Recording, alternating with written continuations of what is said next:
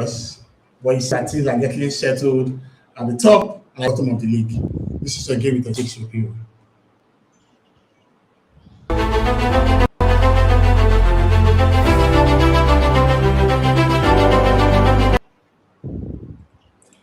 Okay, welcome back to Love Arsenal, and tonight, as always, we'll spend some time talking about the games that took place in match week 2036.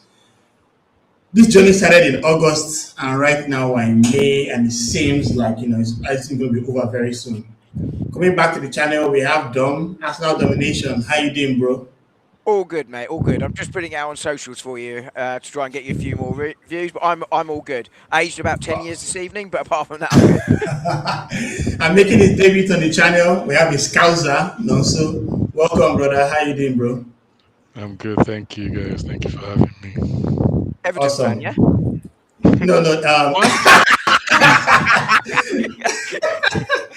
well, you know, honestly, please. Sorry, mate. No. That was a good one. I really love that. AG, to be fair, I know he's really Tranmere. Oh, my God. Yeah, he's certainly Tranmere. I'm not Liverpool. Gonzo's never going to talk to me again. He's only just met me. All right, guys. So as always, we would have the review agenda. We'll start with, as the Arsenal match review, the team that's top of the league. When Lions are discussing, we don't bother ourselves with sheep. So right now, me and Dom are like the Lions in the building, and also like the sheep. But it's all good. You're a defending Lion at some point in your life. We're the old Lions that just got taken out by the newer, stronger male. So yeah, awesome. Now, we'll also look at our title rivals. Obviously, right now we have just one rival, which is Man City. We'll see how their game in the weekend panned out, and of course, the best of the rest, where folks like Nonso's team are right now, despite being defending champions. Then we'll look at our surprise of the week, check out our injury and suspension watch, look at the Premier League table, and of course, go to game week 37 predictions. Now, without further ado, there's no better place to start than the Arsenal match review. And I think I'll go with you here, Dom. You said you aged 10 years more in this game. I think mine was 15. For the life of me, we started so fast, and the game just settled into some kind of funny mode. Then we got that late goal, and my days when that Callum Wilson effort went in, my heart sank. Never in my life have I been prayerful doing a VAR call, man. So basically, give me the game, a recap of the game in your own words. Yeah, I think Ronan Keating said it best, and he life is a roller coaster, and this was it in 90 minutes. I'm full of them tonight. I will stop, I promise. But actually, no, I don't think you should, man. Cook, bro. Cook. But no, look, this was the one I was worried about most coming into it, right? It doesn't mean we're definitely winning the next two, but West Ham are fighting for their lives. This is a chance for them to go and put pressure on Spurs. They're at home. It's a Sunday. People have been in the bars and what have you, and they were going to make an atmosphere. And Arsenal were coming here with the pressure. Yeah. The pressure went back on them again after Everton got that draw on Monday against City. And Arsenal, when they stopped being favourites after they lost at the Etihad, played a little bit better. Suddenly, pressure's back on them. I wonder, all of those things were going through my mind going into the game.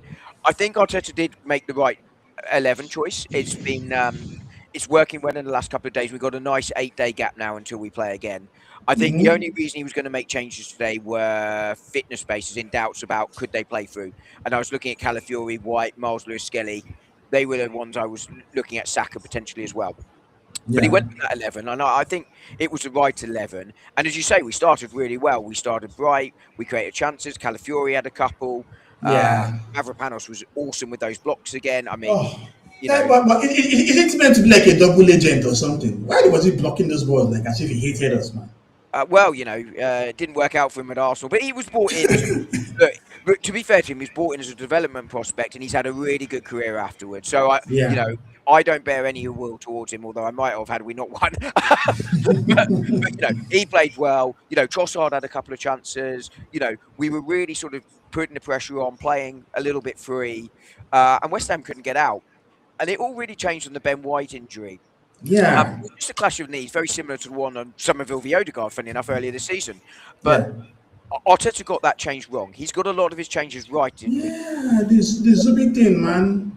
Yeah, he got it wrong. And in fairness to him, he changed it. He brought Zubamendi back off again. He went double pivot in terms of a 10 rather than the 6. And it really did change the game because in that intervening period, and this isn't on Zubamendi who didn't play well, but it's not on Zubamendi necessarily. We lost the momentum. We lost the vavavoom that we'd had early on. Even though we hadn't scored, we were looking likely. And he did rechange it back again. So he has to take responsibility for it going wrong, but he also gets some credit for it going right. Yeah. I thought Odegaard was really, really good when he came on, by the way. Mm-hmm. Trossard, obviously, the key man getting the goal. But Odegaard managed to release him with a really good bit of play. And I thought he knitted the play together really nicely. And I thought that was it. I thought there'd be a bit of West Ham coming back a little bit, but they did. I thought Arsenal would ride it out. And I thought Arsenal might get a second, funny enough, on the break. But that ball went in. Now, I've taken a little bit of flack for this. And in fairness, I was loose with my language. I described it as soft, the penalty. By which I mean, that is a foul. It is unquestionably a foul. But by soft, I mean, we've seen them not given all season. True. And when it wasn't given in the moment by the referee, I genuinely thought that goal's going to stand. The difference is, of course, that Rare is held rather than impeded by people sort of moving into his space or knocking into Yeah. him. Yeah. But again, we've seen them not given consistently all season. So I think they got it right, but I feared they wouldn't overturn it. But fair play to VAR because it was the right decision they came to in the end, and Arsenal held on. Big 3 points. It would help my heart if Man City could lose the 2 games they play before we play City, or at least one of them. But Yeah. I doubt that's going to happen to Bournemouth. You never know. But that was a big result for us today, and that's all that really matters. Yeah, I agree with you. So going into this game, West Ham knew that they needed to at least get something out of it, right? Mhm. And they didn't play as well as they did, but there was that key moment when Matthias Fernandez did that 1-2 and was one-on-one with Raya, where Raya made the incredible save. Now that they have lost this game, how poor are their prospects to stay up this season? I feel like they're primed to go down, to be honest, because I honestly don't think. Well, just before I even go into that, like I'd have to give them credit because I was predicting that they were going to get a proper whooping and their confidence will go along with that as well. But being that they were fighting for their lives, it was expected that they come out KG and just try to hit us on the break. Mm-hmm. Um, but once that speaking about that chance, once that chance came, just the person they fell to, he's not a goal scorer. I mean, he plays for West Ham, and in the position he plays, he barely gets to come 1-on-1 with the keeper. So I feel like he fluffed his line. A proper striker would have gone to Raya's left all day. Like, don't even Yeah. try it all day. Before Raya even Yeah, moves, that ball, someone like Bowen, yeah?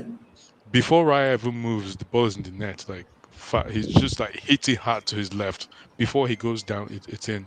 But well, fair play to Raya. I feel like I've I was of the school of thought that Raya, to be honest, should be his player of the season because that's the only reason why Arsenal are even in the conversation because he's been incredible this season. Like, and this is coming from me who thought it was a bit harsh seasons back when Ramsdale lost Yeah, his place to him. we let Ramsdale go. Yeah. So I'm like, no, it was that was just the difference. That's it. That's pretty much a championship winning save, and just going from here. I think Dom already touched on the call at the last minute. Just unfortunate, like some for the neutrals, just to banter Arsenal, would have liked to see that goal given. But like to be fair, that was the right call. But like he also rightly said, the inconsistency in the English game is just what kills everyone. Like if all season that gets given, it wouldn't even be a debate. But now it's like, oh yeah, there's this game where it wasn't given. So again, that's conversation for another day. But just from here on, West Ham play Leeds and who again? Tottenham. And Spurs.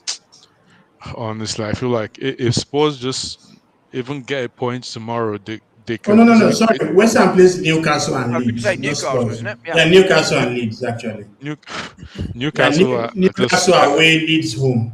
Newcastle are not in a good mood, so they are not even trying to help them out. They're definitely trying to make sure that they're definitely trying to make sure that West Ham go down.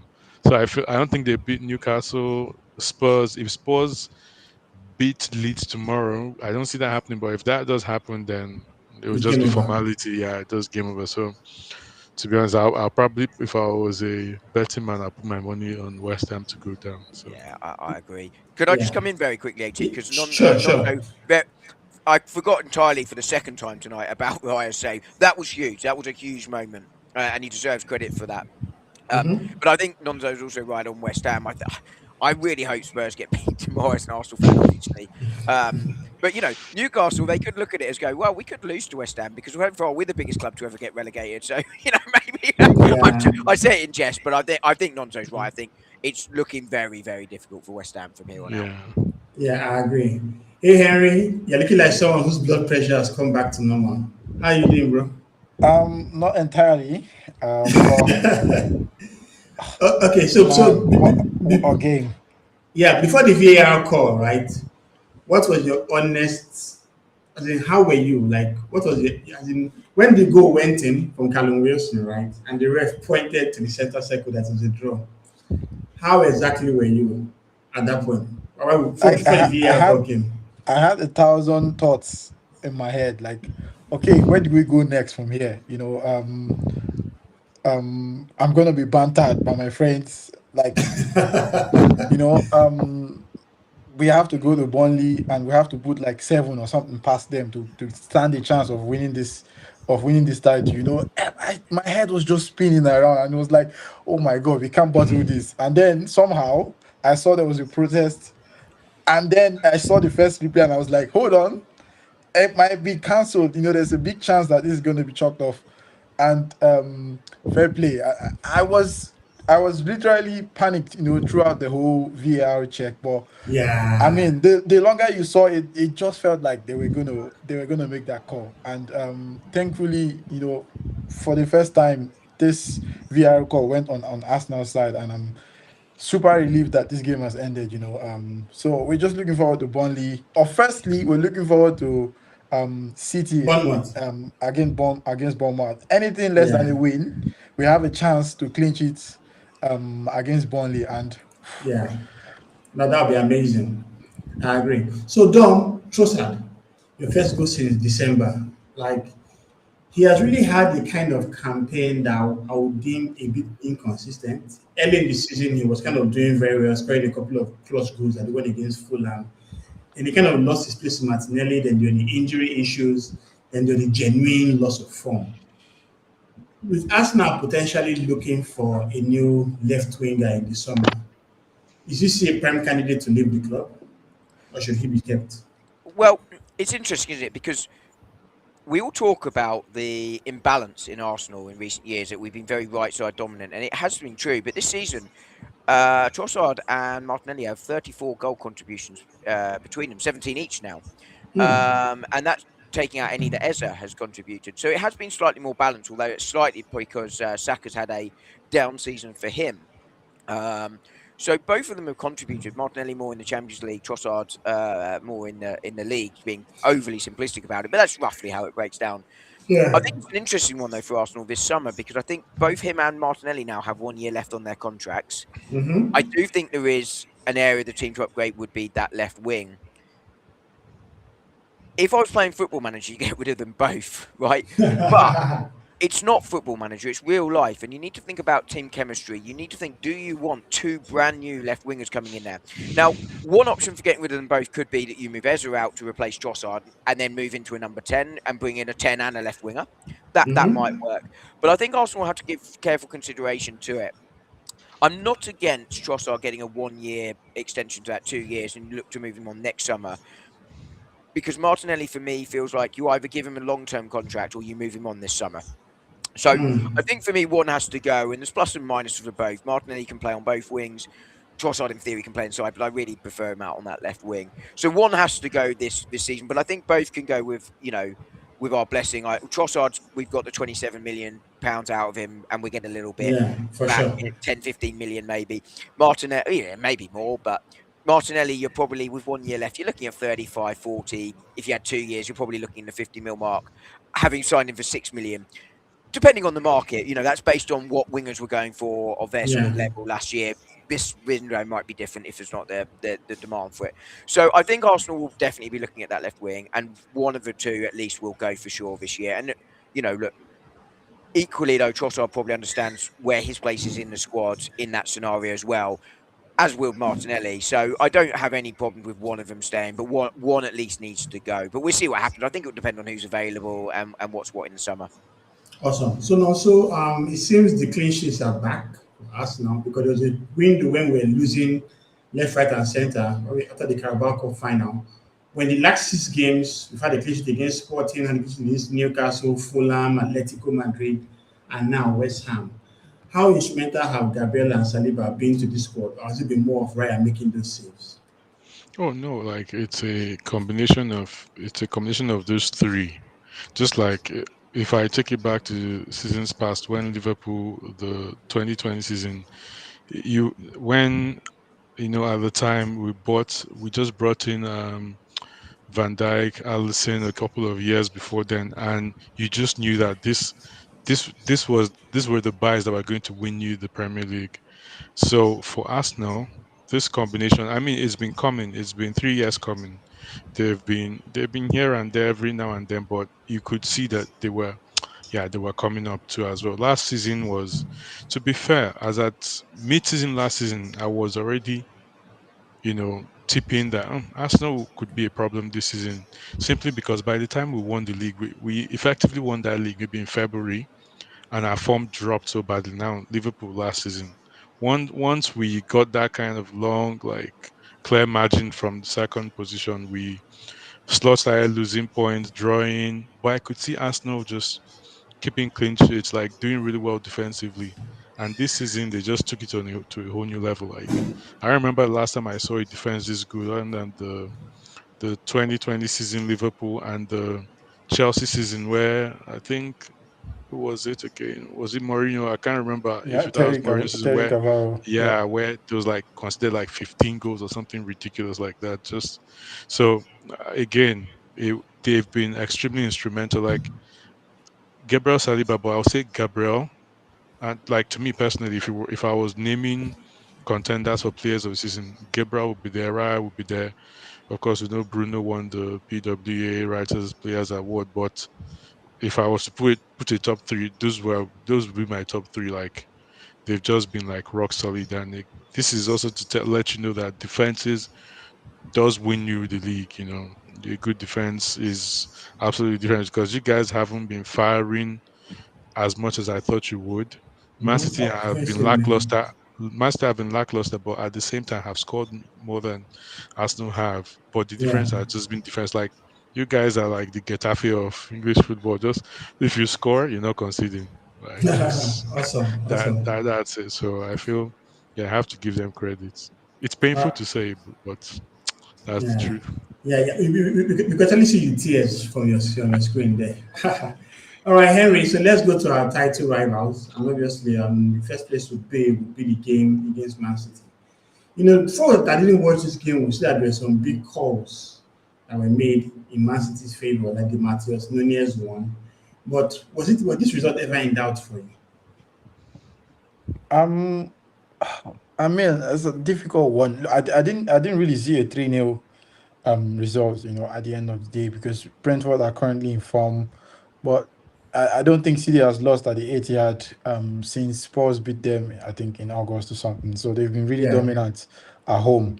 Um, so like I said, I didn't see this 3-0 coming. I thought it would be a little bit more tighter, maybe a 1-0, a 2-1 result, but I think City were just on the day, especially in the second half. They came out, with more resilience, and you could see, especially with the sub, bringing on Mamush, and then going with two forwards. It was just too much pressure on the Brentford defense. So yeah, the result was a fair reflection of the game, I would say. Yeah, Awesome. I agree. Yeah. You want to add to it, Nonso? No, I absolutely agree. Like, people always, make too much of some calls. That call was very debatable, and to be fair, I was if that was given, that would have been very soft. But it was a tight first half. Second half, City just took it a gear up and just did the job. It was again, Doku has been that guy that has been like, you know what, I'm not going to Damn. let Arsenal take this thing. It just go scot free. He has really been the guy he's the Kevin De Bruyne of this season for them because if City still had De Bruyne, man, damn, that guy, once he comes to the business end, he's like, I'm dying here. I'm giving it my all. So, to be fair, it was a City were clinical when they needed to, and they did the business. So, there was I have no complaints about the officiating or the supposed foul that Nunes committed. Okay, great. So, Dom, since the win against Aston in the Carabao Cup final, City has won 7 of their last 8 games, with the only draw coming in that Everton game. They've always been renowned for this their April form. Do you think they're going to push Arsenal all the way, or do you see a potential drop in the Bournemouth game, considering they're just going to play just after the FA Cup? I said after the loss for Arsenal at the Etihad that I felt one or other of these two sides would lose. My fear from an Arsenal perspective was City were finding form and starting to score goals, and it appeared to have fixed their soft underbelly. Brentford caused them problems again. Everton scored 3, but Brentford did cause them problems in this game. I agree with Henry and Nonzo there that City deserved to win this game overall. Maybe 3-0 flatters them, but they showed that first bit really in this game really clearly, that ability to score goals when they need to, not panic. And I think Doku's goal came at the right time for them. Had another 5-10 minutes gone on, might have been interesting how they would have been feeling because they knew they had to win. But they also showed that soft underbelly and how you can cut them open quite easily if you go direct and quick and on the break with those 2 breakaway goals. I think Nunes, in some ways, is fortunate to be on the pitch because on another day he might be sent off. But I understand fully why he wasn't, and I have no major complaints about either of those sending offs. I thought Silva should have been sent off, by the way, for just like Gabriel should have been against Manchester City a few weeks ago. To be clear, I thought it was violent conduct, and that's a red card. But City did what City needed to do. They put the pressure on, and they showed what they're about in terms of their ability to score goals. I think from their last few games they've got 3, haven't they? Still, Mm-hmm. Bournemouth away would be their version of R1 today for West Ham for different reasons. Bournemouth still in a shout for Europe, possibly in the driving seat to get one of those European spaces through the league. Champions League's not going to happen, but UEFA Cup could happen. Certainly, Conference League they'll be looking at. That's going to be their tricky one, but. I think Arsenal are going to have to win their last 2 games if they want to secure the league. And if they do that, they win it. Because City, well, they're not got the players around that they used to have with all the experience of knowing how. They still have some. They still have the likes of Stones. Donnarumma's won championships before. Haaland knows what it's about. Silva knows what it's about. There's still Rodri knows what it's about. Pep knows what it's about. They're going to challenge all the way for sure. And they'll be buoyant again if they win that cup final on a week. Is it Saturday? Isn't it? Yes, Saturday, Yeah. yes. So they're still there. I think they deserve to win this game, as I say. I think the one I would have an issue with is the Silva one more than the Nunes ones on the refereeing. But it is what it is. So we you could argue that we got fortunate today because most refs have been ruling them out all season. But you know, True. Okay, so Henry, Phil Foden, for some reason, this has been a disastrous campaign for him. Just a couple of years back, 2024, he was actually the player of the year in the Premier League. But in the rise of the likes of Cherky, Reinders to a certain degree, he has found game time hard to come by. Do you think he's going to make the World Cup squad this summer? And what do you think are his prospects for next season? I mean, he recently got a 4-year extension, which, on a footballing aspect, on footballing terms, I don't think that's deserved. But looking at what he has done for City over the last couple of years, there's a point to be made there, you know. But I don't think that he's suddenly become a bad player overnight. I don't know if he's a victim of his own success. It's usually if you're not very consistent, you know, especially after winning the Premier League Player of the Year, it's a bit more difficult, you know, coming into the next season. Everyone knows how you play. They know what you want to do, especially in this league. Um, but again, I think he needs to go back to the drawing room. He has to reset from zero. Fortunately, he's in the right club, in the right environment, has the right manager. I don't know if Pep is going to continue. But again, maybe a change of manager might be something that he needs. But right now, it's not looking very good for him. In terms of the World Cup, I don't know. I think there are better performing players, especially in that position, you know, that he plays or he wants to play in that 10. So I think it's going to be very, very difficult based on what the form he has showed in the last couple of months. I think this even started all the way back from last season. So it's not One been of just a blip. It's not been a one off. It's almost going to two complete seasons right now. So I think maybe not going to the World Cup might do him a bit of good. Maybe he needs a breather, he needs a break, reset, use the summer, you know, to do a lot of individual practice and just try and fine tune and figure out what you know you can get better at, rather than going to the World Cup where you most likely not even going to play, or maybe play a couple of minutes, you know. But I mean, it's an honor if you get, you know, called up to a World Cup. But for him, I don't think that he makes the World Cup squad. So like, you know, it's not looking really good right now for Foden. So there's just a lot of work to be done. awesome. So the final part on this slide, so let's talk about Brentford. You know how there was so much pressure going into the new campaign, losing vessels from Wembo, Wisa, and all that, and even the manager Thomas Frank. And there was much ridicule on Keith Andrews being a set piece coach. But right now, 36 games gone, he's in eighth place. Do you think he's a contender for manager of the season? And how well has he done at Absolutely, Brentford? absolutely. Because Brentford, but when they lost in Bremen and Wisa, we were tipping them to be struggling or like to be relegation contenders. To be honest, at the start of the season, when they lost, we're like, okay, how did these guys survive losing their two most prolific strikers? You know, remember they just lost Tony and then lost Wisa and so it was just a lot, like for any team. So he's done exceedingly well. He's exceeded my expectations certainly, and I think he's definitely candidate. We know he's not winning it, but if there's going to be five managers nominated for manager of the season, he definitely should make that list. But I think this season is just clear cut. Arteta wins the league, he wins manager of the season for me. Absolutely, like there's no just because of this. This is his first like job as the head coach.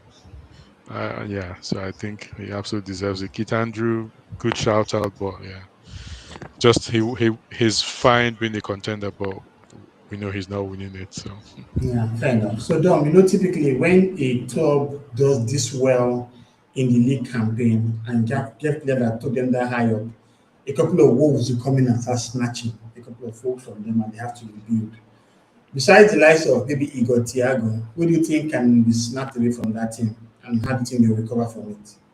Well, I mean, just really quickly, can I just go back to Phil Foden and then I'll answer that question? Yeah, I, please I, I go think Phil ahead. Foden's obviously had a down season, and he has had ups and downs in his career. He's been quite consistently up and down. But I do think when you look at wide forwards, particularly in the league this year, yeah, a lot of them have struggled because the space has been more compact. You know, Yeah, really only Semenyo and maybe one or two others have really, really been consistent across the course of the season. So maybe that's affected it. And I think some of it might be as well protecting our homegrown players' numbers and that sort of thing. So he's a homegrown boy, but you know we see how he bounces back. I don't, as someone said earlier, you know you don't become a bad player overnight. But you know I wouldn't have given him a new contract on the basis of this season. But we'll see how that goes. But Brentford, I did expect to survive. It was it was one of those shouts that I made pre-season, where everyone thought it was a hot take, but I thought they survived. What I didn't expect was them to be eighth, right? I was thinking 15th. Yeah. And Keith Andrews, as Nondo's just said, has done a fantastic job there because they've lost all those players. But you look at the Brentford players, and you'd be looking at Sade, uh, Mm-hmm. their striker, whose name now Thiago. escapes me. Yeah, Thiago. You got Thiago, yeah. All I could think of was Forrest's Forrest's player for a second there. I think both of those two. I think Kelleher in goal is a good player, but I don't think you're getting a top side come in for him.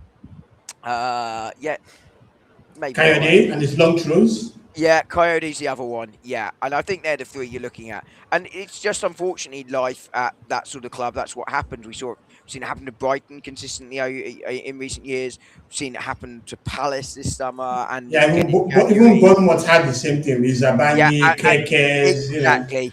And that was going to be my final one. Bournemouth lost their entire defence, right? Bar one. And it's happened. It's happened throughout the Premier League history. Southampton were the whipping boys. For years they were doing really, really well. Everton started losing player. It happens consistently, unfortunately. But Brentford an amazing season. I hope they get my tip for the sort of random European spot, if you like it, this season was Brighton, and they may well still beat Brentford or Bournemouth to it. But one of the three Bs is in there, and as Nonzo said, credit to Keith Andrews, he should be a nominee for manager of the season. He won't win it because if Arsenal win the league, it's definitely David Moyes winning it for that Monday night performance last week. Yeah. All right, guys. So let's go to the best of the rest, and there's no better place to start than the 1-1 draw between Chelsea and Liverpool. Chelsea have been a team that have been whooped left, right, and center for the best part of 2 months. But for some reason, also they come to your Liverpool or backyard. Chelsea? Sorry, AT. You're talking about which? So for some reason they come to Nonso's backyard, and for some reason they could not just get the job done. Despite scoring that lovely pitch from Gravenberg. So Nonso, as a Liverpool fan, I would like to just hear your thoughts on how the season has panned out for being the defending champions to just basically trying to qualify for the Champions League. Where did it go wrong for you guys as a club? And are you slot in or slot out? Let me just start. Very loud slot out, man. Slot with a U, like get him out of my pocket. But that being said, like this isn't Nonzo, I'm started. very much slot in. Of course, you Slot in slot too, in. man. Of course, man. He see, people like Slot, Ten Hag, Amorim, they do the Lord's work. So you need to keep them in their jobs. Do the Satan's job, innit? Okay, but on a more serious note, I think the season never really started for us. Like, yes, granted, we won our first 5 games, but did you see those wins? If you followed all those games, Oh it was yeah, they're last minute laborious, Bournemouth, man. last minute goals. We were like, okay, you score goals, I'll Newcastle, score yeah. you. Arsenal, late free Just kick, yeah. exactly. So it wasn't convincing. Like I would have much rather maybe won 2 of those games, but seen a trajectory of like the same kind of gameplay. Like first of all, let me even say this: we won the season last year because it was pretty much club setup still. Like he just tweaked it. The only thing he changed, let me Yeah, tell but you but, now. but that's not fair though. No, no, Because wait. okay. I'll give him credits because the only thing he changed, most managers would have come in and just changed the entire thing just because they want their own identity. But he was smart enough to know the genius club was, and the only thing he changed was the speed of the game. Like we stopped playing like our high octane, just going forward, backwards, like and running guys down. He found a balance last season where played the same kind of game, but just attacking like 20 second spit, get the goals we need, then slow the game down and calm, play very nice, suit, easy game. And if you notice, no one got injured last season. Or I mean, apart from regular injuries, but not no freak injuries or like from Yeah. contacts or from. You could tell he was managing them well because that was still club's base. This season, he tried to now bring in his own style, which I don't know what Dutch style he's trying to bring into Liverpool and just ruin the whole thing. And his ego is bigger than his ability. Like, just look at how he's just been going back and forth with Salah. Salah just made a comment about maintaining the standards of The energy coming early, keeping the standards high, making sure that guys are fit, looking after themselves. And he comes out saying, "Oh, standards are not as bad. Like your standard is on the pitch." Just like being rhetoric with his answers and just being very petty. So like Yeah, that is really annoying. He's very niggly and very whiny for a manager for of a club like Liverpool. Yeah, so having said that, our season never really took off. Yes, we were lucky, won first 5 games, but if any Liverpool fan, like amongst ourselves, I just kept saying this is not sustainable. Like there's no pattern. I was from the start of the season, I kept saying, look at Arsenal, they're playing decent football. Like Man City were like here nor there, and they picked up from, but Arsenal were playing good football. They were not winning all the games. Even the game against us, that it was just a free kick. But yeah, apart from that, you guys played really well. I'm like, we're not playing like we even played the season before. So yeah, it's just been a messy season. And then he kept his countryman Gakpo and sold Luis Diaz. Diaz. It was at that point I knew that we're in deep shit because Diaz was asking for 250K a week, and you're giving Gakpo that and not Diaz, and let him go. Look what he's doing at Bayern. Yeah, true, true. So like it just I feel like he's just not the right fit. I mean, we thought he just hoodwinked everyone with that league win, but like I said earlier, if you remember, we had effectively won that league in February or so, and after that, our game. The quality of our games dropped. We started conceding goals. Like we started getting everything is not the manager. The defense definitely something like Van Dijk has dropped, Hmm. Konate has dropped. Then the Isaac forced his way in. There are some players like Isaac that I always maintain that do better in a smaller club. Once the pressure of that big club comes to you, you might not be as good as Hmm. everyone tells you to be. I'm not saying he might not eventually turn out to be, but the pressure was too much for that amount, for the force, for how he left Newcastle. I just didn't see. Ekitike, on the other hand, did well until his injury. Yeah, true. Um, yeah, so I don't even know. There's just multifaceted areas where it all went wrong. I feel like management wasn't the best. Um, Players dropped forms. The standards again, like of our defending, dropped badly. The midfield also like. Yeah, it's just not cohesive. I don't know what style of play Slot has. So, like, you could tell me. I remember when we had a crisis when Klopp was around that we even had to play Nat Phillips and some other youngster in defense without Van Dijk. We were struggling, but I could still see the identity of the team. I'm like, okay, once the right guys come back, we'll be fine. It's But also, now, Nonso, even sorry to yeah, interrupt, but it's also really difficult when you face an injury crisis of that level with that many mm, players in the same position, right? There's very little any manager, even of the quality of Klopp, right, mhm. can do in that scenario. So you are right to draw that distinction. Yeah, yeah. So it's.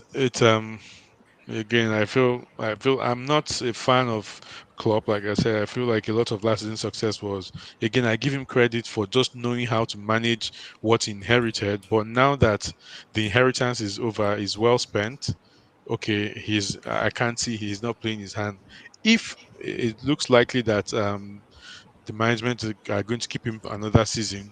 If he does stay in that season, then this will be the make or break season. So it's going to be we're going to judge him. There's not going to be Salah in the picture, so he's not going to say, "Oh, having run-ins with Salah, he can't blame Salah for everything now." And let's see how he does. And by God, if he doesn't do well, like mid-season, sack him, Straight up. get someone Okay. else. Like yeah. Yeah, so we had Jordan on the chat, his fellow scouser, like, so big ups, bro. Henry, let's talk about, the Blues for a little bit. Somewhere there's a man in an island in Ibiza enjoying his 24 mil after sacked for 4 months for signing a 6.5 year contract. So big ups to Rosinio doing the Lord's work where he is. But in the last 10 games, Chelsea has lost 8. And out of that 8, they have not even scored in 7. Terrible record. But they have the standing manager, Callum. What's his name?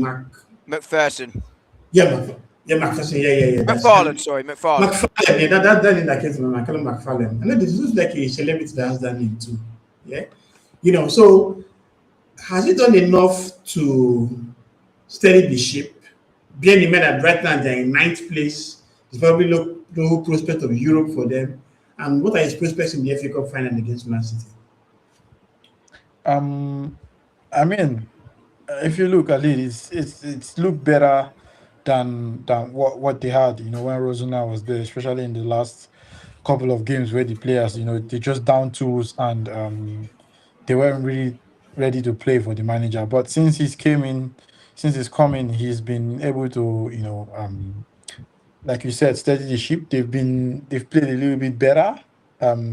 It's not what Chelsea is not up to the standard of what Chelsea are used to, but it looked a bit better. And if you look at the game against Liverpool, I think that was a decent performance at Anfield away from home. Even though Liverpool wearing full strength and didn't look like uh like they used to look. But I mean, you don't take I can't take anything away from that performance of Chelsea.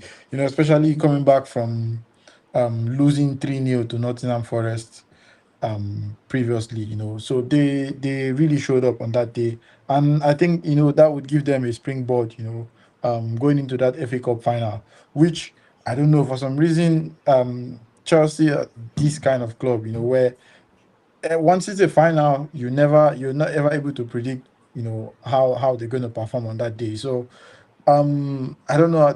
I have this feeling that Chelsea are going to win that FA Cup. I don't know why, but I have that exact same feeling. There's no rhyme or reason for it. I don't know why. I just have a strong feeling that they might just nick it. Um, that's Yeah, what I feel. But I mean, but quick question. Since they played Man City in the final where Kai Havertz scored in that Champions League, has they played any other final again? Chelsea and Man yes, City? they played the Carab. Oh, you mean Chelsea and Man City or Chelsea? Yeah. No, Chelsea and Man City. Since that Um, final against Man City in 2021, where Havertz scored the only goal. Have they played any no, finals against Man City again? no. Okay. I think this is the. I think they've played a couple of finals against Liverpool, but not Man City. Yeah. Okay, Liverpool, the one that Kepa Arrizabalaga blasted the penalty over the Yeah, bar. they've played that. They played, I think, an FA Cup final, or like, was Yeah, it the semi Carabao final? Cup The final. Carabao Cup Yes. final. Yes. Um, I yeah, think the Carabao Cup, that was the one that Van Dijk scored a late goal. I think the FA yeah. Cup was the one that Kepa blasted the ball over the bar, yeah.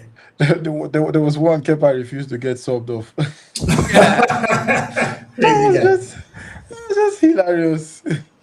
But yeah, like I said, it's a final. The best team on that day, performs. And if you go back, I think last season or season before last, City were also in a final against Manchester United, and United looked um sort of similar to what Chelsea looked like, and they lost that final. Oh yeah, and that actually kept Ten Hag in his job before he And now that got kept Ten found Hag in out. the job. So um again, it's not gonna be a walkover. It's not gonna be a walk in the park for Man City. If they're not up to their game on that day, I think Chelsea are gonna go home winners. But again, it's if I were to be Pep Guardiola, I would rather rest my players against Bournemouth and face the FA Cup, because that's a more No. realistic. The FA Cup is after Bournemouth. Yes. So the FA Cup is before Bournemouth. No. Yeah. So right on Wednesday they have Crystal Palace. Then they have the FA Cup on Okay. Saturday. So I Then they would have rest my Bournemouth on players. Tuesday I would rest my players for against that Crystal Palace. Palace game, Yeah. and go full strength And allow us now win the league. for the FA Cup, because obviously the league is not in your hands, right? The FA Cup is just one game. If you win it, you have two trophies, right? You can definitely do that. The league, as you're not in the commanding position. Driving seat, yeah. You're hoping for results. So if you chase both things at the same time, you might end up not winning anyone. So Yeah. you have to give. It's a matter of give and go. And realistically, the FA Cup looks like a better. You have a better shot at winning the FA Cup than winning the The league Premier right now. League. So I think it's a matter of preference. He needs to be able to make that decision. Okay, fair enough. Dom, besides maybe Jao Pedro, are there any other players from Chelsea that can cover themselves in glory from the season they've had? No. No. Reece James has had a decent season. He's always injury prone. But look, Chelsea. I think I've spoken. Did I speak about it on here, or did I speak about it with Sparks Footy Corner? But Chelsea are in big trouble, right? The egos in the dressing room are huge. They've got some good players there, the likes of Caicedo, Cole Palmer, Enzo Fernandez, but they're a team of promising youngsters with no real experience to guide them through how it's done. And if you look at Arsenal in recent years, they've added some Mm-hmm. experience to that young group, and that's really helping them now. Yeah. Now, we'll find out if it's enough in the next couple of weeks, but it's certainly helped them improve massively. But Chelsea don't have that, and there's no clear structure, right? So William Saliba's the starter, Mascara's the backup, etc., etc. There are a few places where you're like, who is the starter? The left wing, as we talked about, one of those areas. But generally speaking, there's a hierarchy in the squad, but the competition's there. Chelsea, it's like, well, I'm the starter. No, I'm the starter. But none of them are really good enough to be the starter. There isn't that Mm-hmm. quality there. And they're in financial difficulties as well. They lost a lot of money last season. Now, their revenue will go up this season because they won the World Club Championship.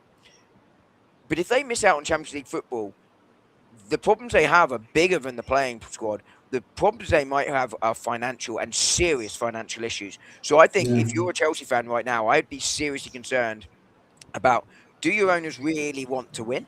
A bit like ours at Arsenal for many a year before the last few years since we moved to the Emirates. Are they going to stick it out financially? Is it viable financially? And are we going to have to sell everyone without being able to replace them? There's a lot of big financial questions going on around Chelsea right now, as well as the standard of the squad. Who wants to come there? Because it's a bit of a basket case right now. Lots and lots of Mm-hmm. issues there. Liverpool, I mean, I've spoken about them before. I always just felt their window was Football Manager FIFA window, wasn't it? Oh, shiny new attacker, let's go and sign them without a real plan of how it's fitting together. And Nonzo, I thought, nailed it, right, in terms of how it is. There isn't a defensive depth there, Yeah. and all the attackers, it doesn't quite fit, and I don't understand what they're trying to do. That was always my fear pre-season about them. I wasn't a fear, by the way, but it's why I tipped Arsenal to win the league and not Mm-hmm. Liverpool.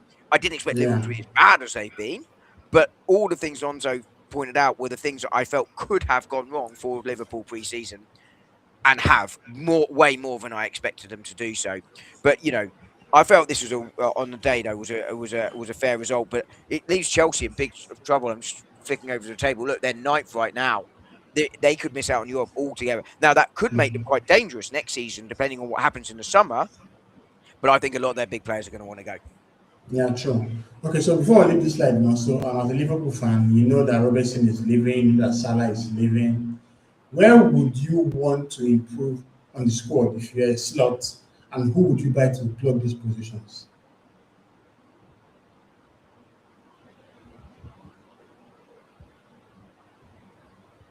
Who are you asking? No, no, so are you there? I think his mic is kind of um Oh yeah, okay, we're not hearing you. Maybe you want to check your audio.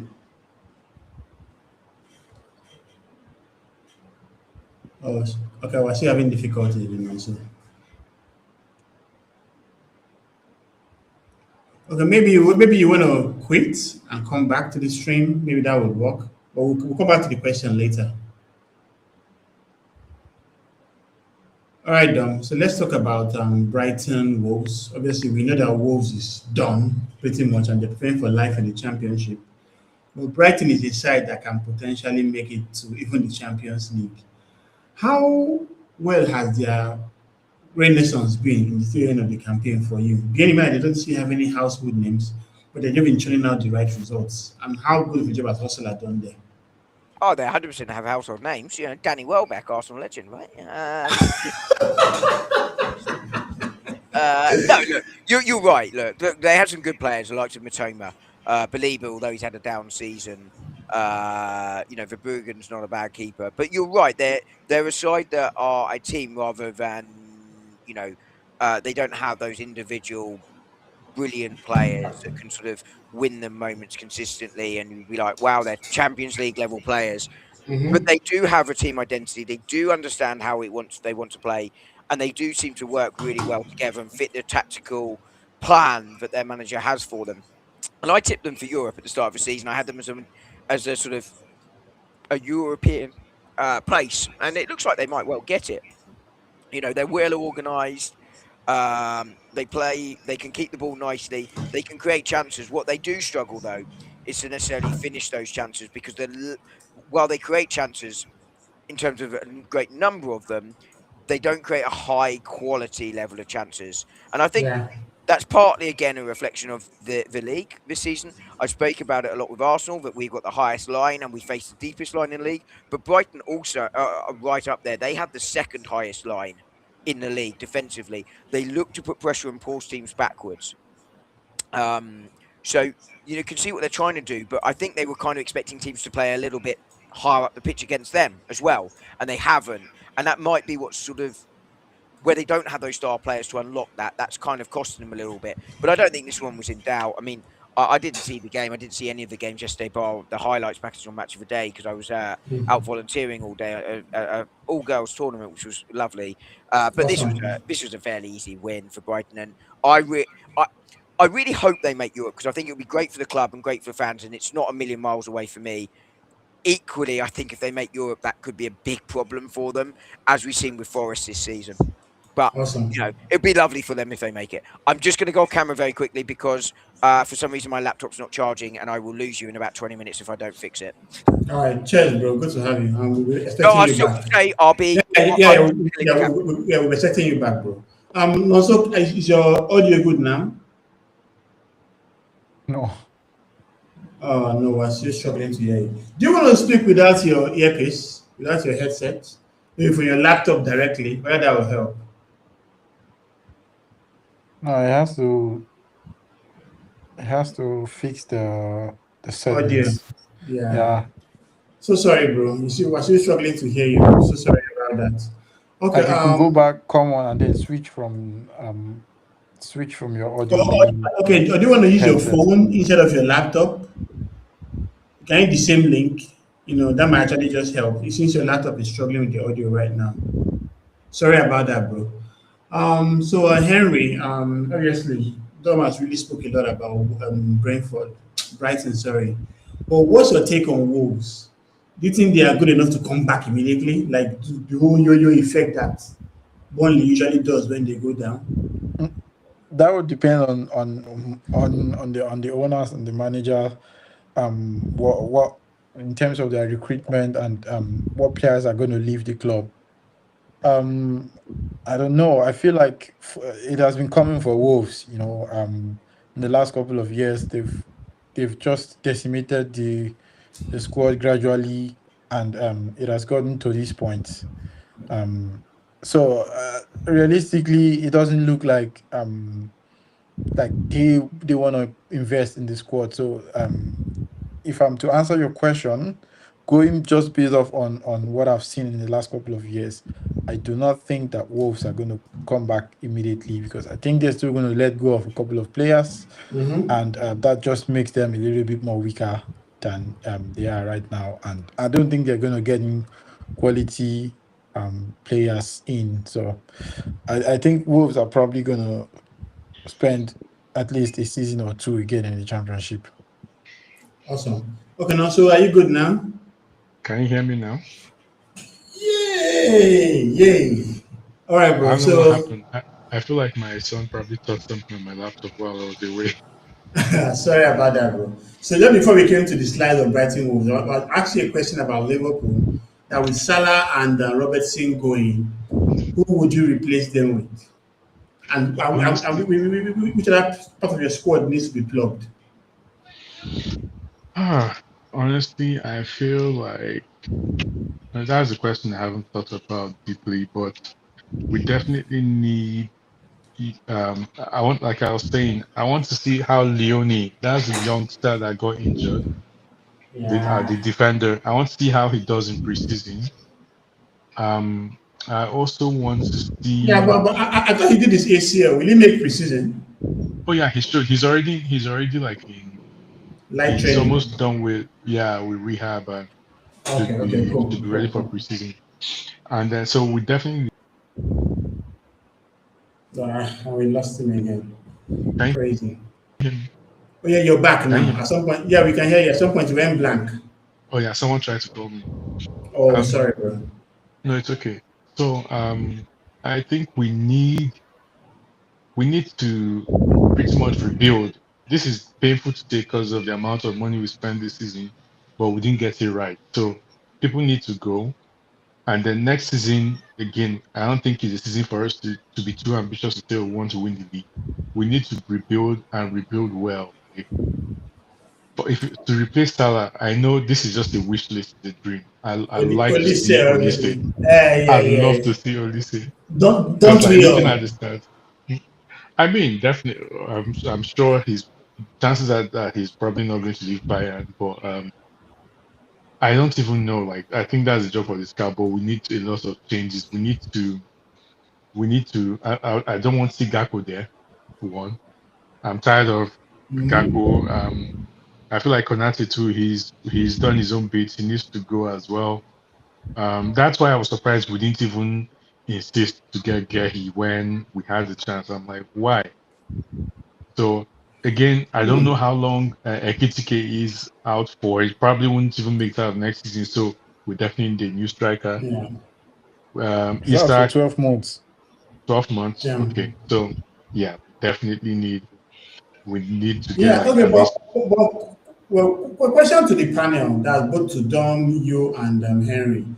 Besides Yamal, Olise, Semenyo, maybe Saka, which other right wingers are cooking in world football?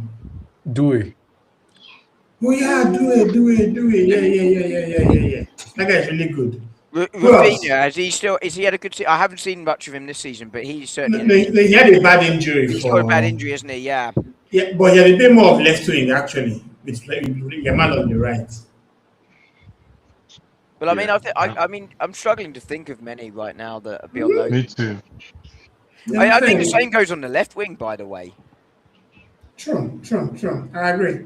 All right, guys. So let's go to the next game. Henry, and the Raiola has declared that he's about to leave the club. There was a window when he had 5 draws in a row, but right now, in his last 5, he has had 4 wins and a draw. Obviously, it's going to be a big miss for Bournemouth, but it looks like it's going to give them a very big present before he goes, right? Which is looking like Champions League football if Aston Villa wins, the game against Freiburg in the Europa. So the question now is, with Iraola going, do you think the manager that is going to replace him will have this same type of style that Bournemouth have been playing? And that's one. Two, do you think they will lose many more players like they lost? Because this summer they lost Keke, they lost Zabani, they lost Semenyo. No, Semenyo was in the winter. They lost three players at the back. Kepa, Zabani, Kekes. So do you think they will have the same sludge spot again in the summer, losing more players that have to replace them back? I don't like the thing is everyone has been chipping. I think maybe Senesi is probably going to leave. Yeah, he hasn't signed a new contract yet. Yeah, I think he's going to leave. I heard rumors that he might be going to Where to? Juventus. to Juventus or something. Yeah. So I mean that would be definitely a massive loss for Bournemouth. But in terms of losing players, aside from Senesi, I think they've not really had players that have been exceptional, consistently exceptional the whole season. They've been chipping in with goals here and there from everyone. So I don't think there's really a standout player that Yeah. I mean they have a couple of good players like Krupi and whatnot, but I don't think anybody will be losing sweat, or losing Yeah. sleep. Sorry, If to interject here, Henry. I like what you're saying is 100%. I feel like the best way to describe Bournemouth is a well-managed team. So yes. there's no like individual like stars or anything per se, but as a team, they have a good manager. Yeah, Yeah. I think But Semenyo was like the only one that Yeah, you could say was standout. But I mean he's left and the team has look even better than when he was there. So I think Bournemouth they tend to function more as a collective, and that is down to the manager Iraola. I think if he leaves, I think that next season they're going to struggle, except that they have a scouting system that looks something close to what Brighton are doing. So basically, if you're going to get in a new manager, it has to play in the same way that the team is playing right now. If that is what Bournemouth are going to do, then yes, they might have a chance. But I mean, Iraola has shown that he's a fantastic manager, and even when he was in La Liga, you could clearly see that he's a really good manager. So him leaving is going to be a massive, massive loss for Bournemouth, and I don't know how they're going to replace him. Because he's basically the brain behind this team. True. Dom, was Fulham making Europe realistic, No, in your opinion? nope, nope, no. Look, we're talking about managers who've done really well, right? We're talking about Hertzinger at Brighton earlier. We haven't come on to him, but Crystal Palace and Glasman. Glasgow. Uh, Areola falls into the category. I think he's won wonders there, and I think the guys are absolutely right about what Bournemouth are likely to do. Junior Krupi is the only other one, which was then mentioned there. So big changes for those clubs. But Andre Silva has done a really good job at Fulham too, because again, no real stars there. I mean, I know they have the world's best goalkeeper in Bert Leno, just for you, At. But Yeah, man, I my mean, guy. but they've got sort of a lot of players that haven't quite made it at top clubs, but they're obviously good Premier League players, and a lot of them come from Arsenal via a couple of other clubs on occasion. And he's done a really good job there. It's falling away a little bit now, but no, I never thought they were going to make Europe. Not realistically. I think that those sides above them are better than them, generally speaking. But yeah, Andre Silva's done a good job. It's starting to fall away now for Fulham, which is not a surprise. But this one kind of was the final nail in the coffin for Europe. But a good season for Fulham. Yeah, true. All right, so let's go to the next one. And Henry will talk about Sunderland Man United. Carrick has really done an exceptional job in the club. But I think this game just showed the importance of Lamens to the team. When you remember what Onana used to do back then before he moved to Turkey and what Lamens has done in this full campaign at the club, with Onana potentially not staying in Turkey, do you think he'll be good enough to contend with Lamens for the number one next season at Man United? I think that the relationship between so there are two ways to look at this, right? There's the footballing aspect, and then there's the aspects of Onana and the fans. I think firstly the fans don't want to see him back at the club, so him coming back would be really, really, for him, it would be like a hostile environment. If you're looking at it on pure footballing terms, I don't think that Onana is better than Lamens, based on what I saw in the last 2 seasons. Yeah. Lamens has come in, stabilized the ship at the back there. He's looked really solid, no mistakes, calm on the ball, clean, And if anyone saw this game, I think this was a very good nil game. It wasn't boring. There was a lot of chances. Sunderland, if they were clinical, they should have won a game. Yeah, But they had a again, lot of variety posts there. yeah, they had I think 2-1 on one, and Lamens came up. Really, really big Yeah. for United in that. So I think that he's been really exceptional this season. A huge part of why United are basically in third position has been down to him and Bruno Fernandes, as well as Michael Carrick coming in, changing the way they play. So Lamens has been really, really massive for United. So I don't think that Awesome. Onana stands a chance if he's to come back. But if I were to be his agent or an advisor, I would just basically let him stay in Turkey, or stay in a league where the focus is not so much, because I think it's just the pressure on him is just so immense. Like, it's like everyone is waiting for a mistake to happen. Yeah, pretty much, pretty much. So, Dom, with the way that Man United has finished the campaign, do you think that they stand a chance of being contenders next season? Or do you think they'll still be in that rebuilding phase like how we were in 21-22 before we now became contenders? For the league, no, it's too early, right? I mean, I think that Lamens, as we just talked about, has done really, really well there. Previous Manchester United goalkeepers have spoken about like the pressure of being a United goalkeeper is immense. It's really something. Even though United haven't been as good as they would hope for a while now, and something we can relate to as Arsenal fans, but he's come in and coped with those expectations well. It's probably helped that Onana's was so unpopular, right? It helps get the fans behind you. But imagine he started badly, and he's only a youngster. It could have ended really, really badly for him. Yeah. Look at how things have gone for other young goalkeepers around the league. The couple of Kinski and Spurs, the rest. Kinski, Yeah. yeah, both Spurs goalkeepers, right? But I don't see United challenging for the league in the next few years. I've spoken about this with Arsenal and how it takes time when you are a poor club to get where you want to get to. Champions League money is going to help. It will help from the revenue. Manchester United are a huge, huge club financially and globally as a brand.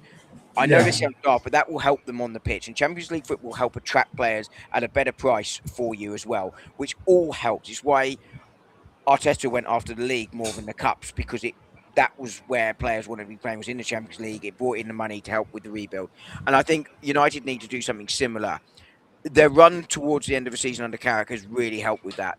But let's be real. They have a very good first 11. It's a good first 11. He's put them in the right position and simplified the game and played them in their positions that suit them and played the players in those positions. And Michael Carrick deserves credit for that. Look, let's not forget he did a very good job at Middlesbrough before they sold all his best players out from under him. Yeah. But there is a big difference between playing Saturday to Saturday, Wednesday, Saturday. You need the squad. We were speaking about it earlier with Liverpool. We've seen it with Arsenal this season. You've seen it with City.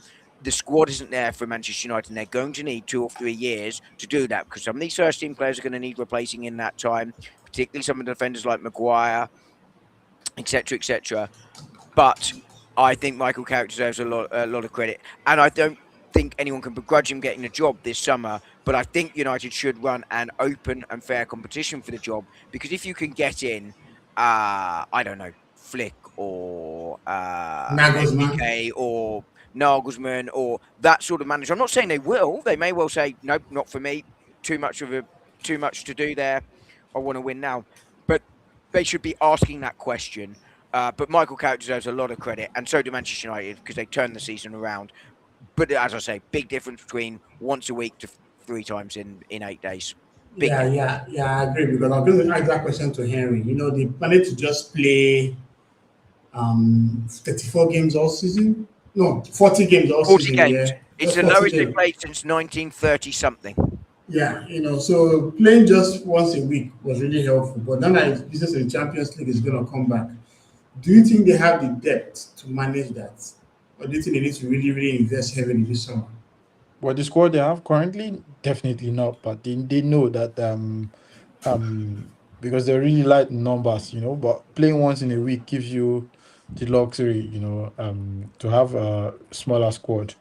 If you're gonna be competing on all fronts, especially with the Champions League coming back in, you definitely need a bigger squad than what it is right now. So they should definitely invest in the squad. I think they need a bit more. I think they need players in midfield. They need players on the wings, because based on the way Amorim wanted to play, he kind of discarded all of the wingers they have. Yeah. So right now they're fitting in Cunha on the wing, trying to um, um, play players that using what's his left back? What's his name again? Dogo. Dogu, playing him on the wing, so they really need quality players on the wings, and Casemiro is leaving. Bruno is gonna be turning 33 or something next season. You know, the questions that needs to be answered, So they would really need to invest heavily in order to be able to compete on all 4 fronts. However, I think going for the league, I think that's just it's not realistic. It's not feasible Okay, for fair next enough. season. So, Dom, let's talk Sunderland before we leave these slides. They had a very, very good early season campaign, and I believe that is what pretty much kept them in the Premier League this season, because they've had some really terrible results. With the way they've had the second half of the campaign, do you think they might be contenders to get relegated next season, or do you think they'll buy more players and try to stabilize themselves? I'm not familiar enough with their financial situation to say whether they're going to lose all their players or not. I think again, we were talking about with Bournemouth. Like, is there really some players there you look and go, everyone's coming to strip all their assets out? I don't think so. So I think they'd be okay. I think the squad depth is there, but I mean, I was being told, look, see, everyone can come up and they can do whatever, and it's easy. You don't need time to build a squad. Sunderland fell away as expected. That there's no surprise for me there. I think they'll probably find themselves in around 15th to 10th next season. But you never know. Maybe they go out and they invest heavily again. But they invested very heavily this summer. There's no European football, which we know helps. So I don't know their finances well enough, but I think I'd be surprised to see them be able to repeat the same investment they did last summer. But the squad should be good enough to stay up again next season. And if for Sunderland, build it slowly over years is probably the aim. Try and do what Brighton did, Fulham did, Bournemouth, Brentford. That's the model for them, I think. Awesome. But So they've Henry, had a good season. They've had a good season. any thoughts on Sunderland too? This will be just to be bit of what Dom has said. Yeah, I think I agree with what Dom said. But I just wanted to chip in something. I think that part of the reason why they fell off must have been based on the way the team is set up to play. It's basically this high intensity, attack and defend, and you can't keep that up for the entirety of a season. So I think they fell up a bit because the energy levels dropped. Um, I think going into the transfer window in the summer, you need a couple of players to refresh the squad. They also had a couple of injuries, and I think they lost a couple of players to the AFCON. And Yeah. then coincided with loss of form and whatnot. But I think with a couple of players coming in the summer, doesn't have to be excessively over the top like they did this year. They just bring in a couple of new players to freshen the team up, some ideas. I think they're good. I think they're okay. They're combative. They're no pushovers, even if they lose games. You can see that especially when you go to the Stadium of Light, you're in for a game, and as Manchester United found out, it's not an easy place to go. And so if you're going to be really difficult to beat at home, then you have a good base, in the Premier League. So I think they'll be okay next season. Then maybe not finishing in Europe. I think maybe just the bottom Mid-table. half, mid-table. I think they should be fine. Awesome. All right, so let's go to the next fixture.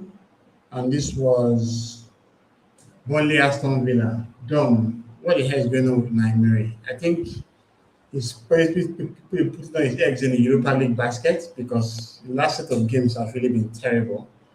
Burnley was one that you expected them to at least get a victory, but at least they kind of rallied on the game because they took 2 draw. But this is something that we should get used to see with Emery every campaign, where he does so well, and toward the tail end, he starts falling off. Obviously, he has the luxury of the Europa League final this time. But this is just like last season where he went to the final day and dropped out. Are we going to expect the same from him again? I think this is Emery's level, right? He does a really good job in those sides, sort of 6th to 3rd. He's fantastic in Europe, and he's clearly a very, very good manager.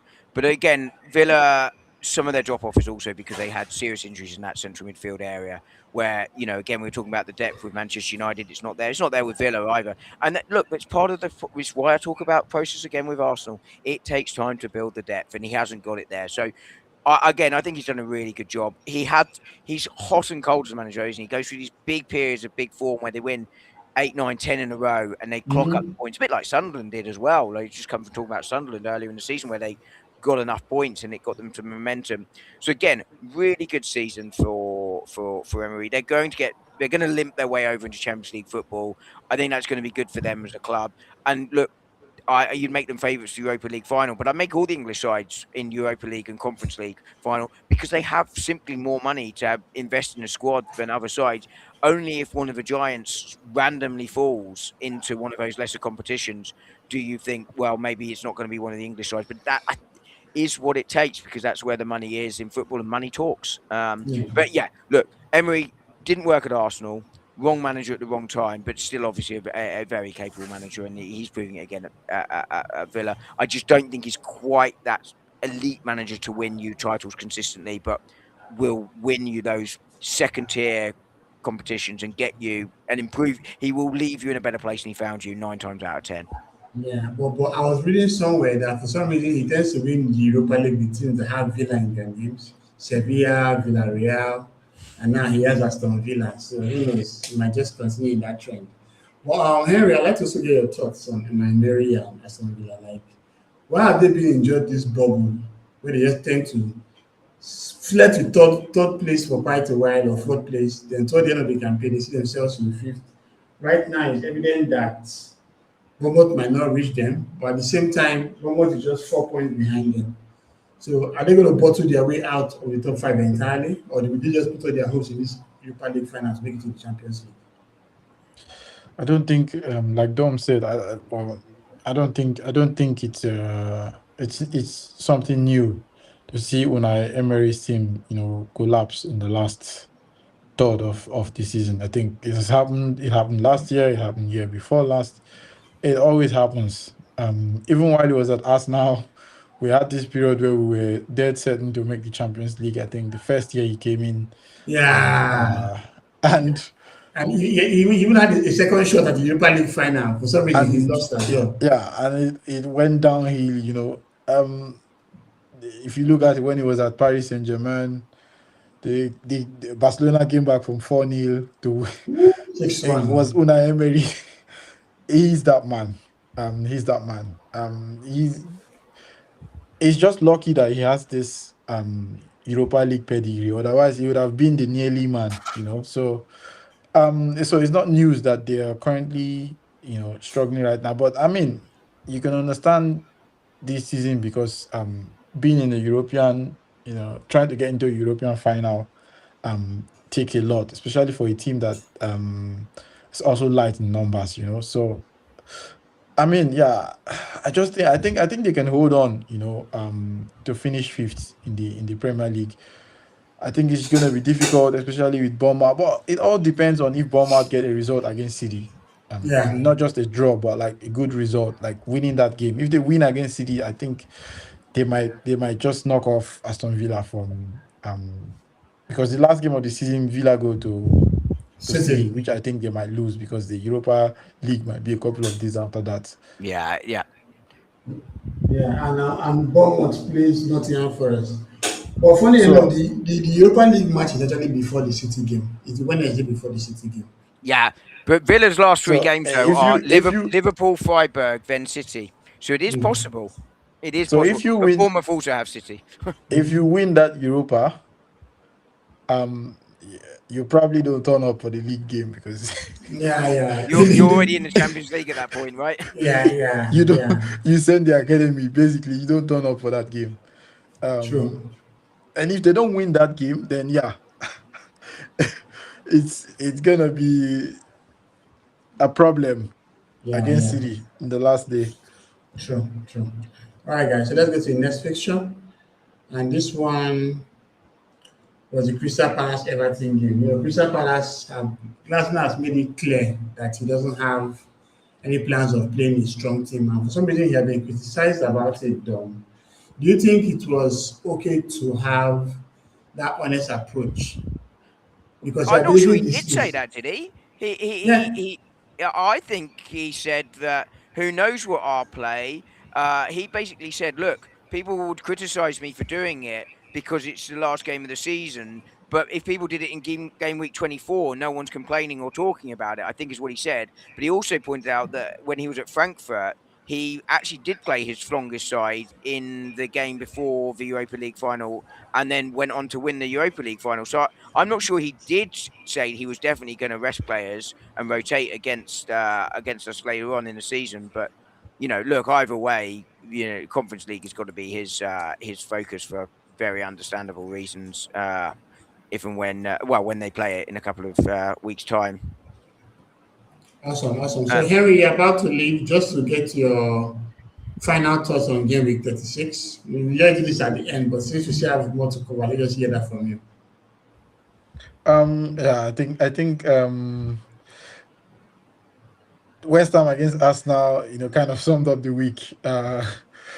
It was a tense week. We're getting closer to the end of the whole season so far, and just the way the hustle and bustle for the Champions League spots, and the closeness between the point gap, between Bournemouth, I think, in sixth position, and probably down to even Everton with like 4 or 5 points. It's just Yeah. ridiculous. I think it's a crazy season so far. Like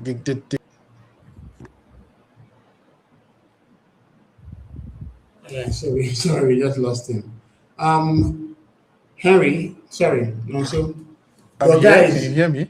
Oh, you're back. Okay, welcome, bro. Just I don't know what finish it. happened. Yeah. That's So like fine. I was saying, yeah, the gap between the teams this season has been really, really, it's been really narrowed down.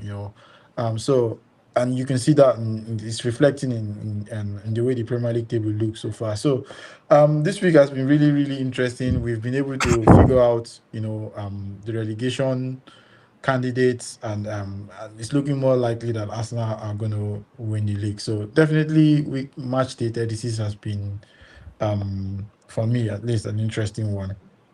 Awesome, bro. And thanks for coming through as always. Always appreciate you on the channel, Yeah, man. Be thank safe. you. And don't Peace. forget to follow him on DHS Unplugged. His channel the channel is in the description below.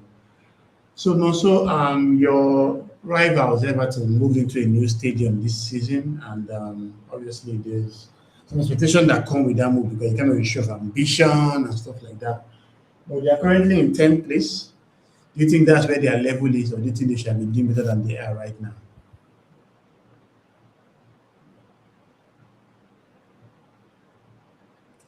We're not still hearing you, bro. I think you need to use your phone. Your laptop is still acting up. So sorry about that. Okay, so Don, what? Well, why not? So trying to sort his audio out. Do you want to answer that question? Sorry, I didn't hear the question, but go again and I shall answer because I can hear you. Yeah. Oh yeah, yeah. Oh my God, John, you're something else, man. Now, just talking about the fact that Everton have gotten a new stadium, which was basically a show of ambition on the part of their board, but they're currently in 10th place. So, do you think that's proportional to where they're supposed to be, or do you think they should be aiming higher? Oh, you know, now you're trolling. I haven't done it to Rory for weeks. I thought I'd do it to you. But yeah, no, look. Everton this season, I probably had them about 12th-ish because I think they've got a lot of work to do in their squad.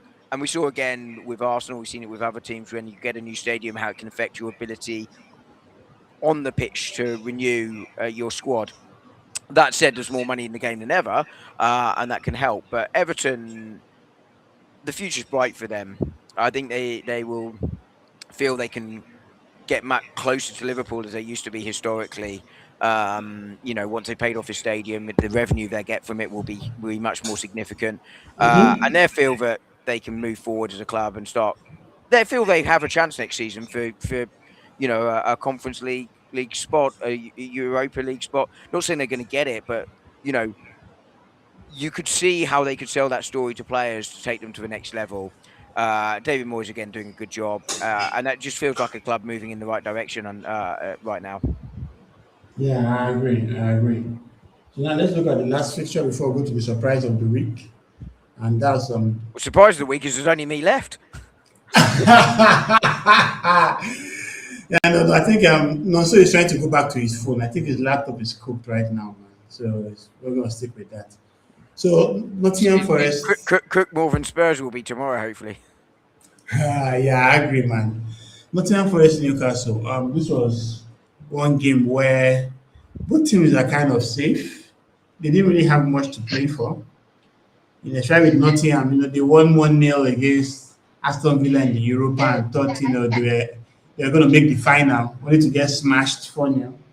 But I think Yeah. Vitor Pereira has done a great job to keep them up. Bearing in mind that they had Nuno Espirito Santo, had Postecoglou, had Sean Dyche. They kind of had so many struggles this campaign.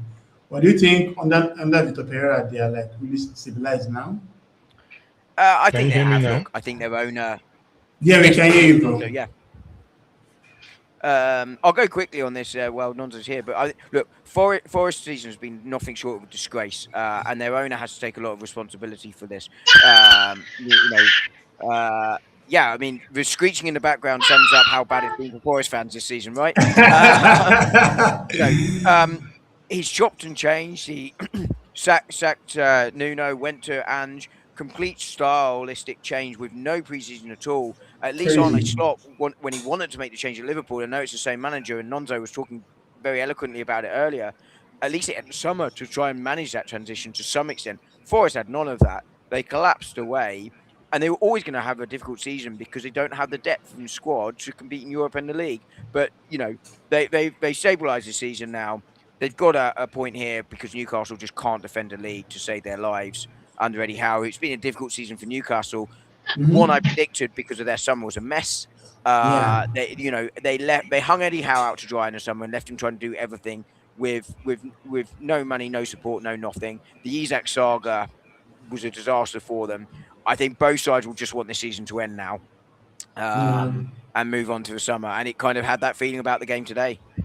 Yeah, I agree. So, so do you think Newcastle should stop trying to bother to compete for Europe? But for some reason, every season they go into the Champions League, they play so horribly, and it kind of tends to affect them.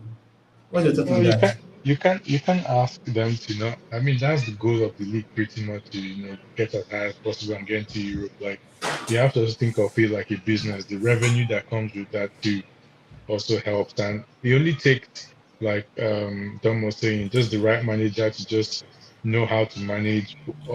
Maybe just both competitions. Let's say forget FA Cup, forget Carabao, just knowing how to manage your team for the league and Champions League. Once you get that balance right, of course, why not? That's the dream of every team, to be in Europe, because the revenue that comes with that, the visibility to other players that normally wouldn't have come to your club. So by the Yeah. time you become a mainstay in Europe, I mean, your pull power increases as well. So you can't ask them to stop, but it's just to know, hey, do we want to go to Europe at the risk of relegation, or that if it's that bad, then you just, okay, focus on the foundation and then have that sorted before you move on up. But I'd say every team has the right to aim for Europe. Okay, so Dom, should they move past how? I think they will have a conversation about that, but I'm not sure that they necessarily should. As Andre said, they do terribly when they're out of Europe. When they're in Europe, then improve the next season. We've seen that to some extent with Villa. I know they're in Europe this season, but the lesser competition. And also, they set him up to fail this season, and I think he's done a really good job there overall.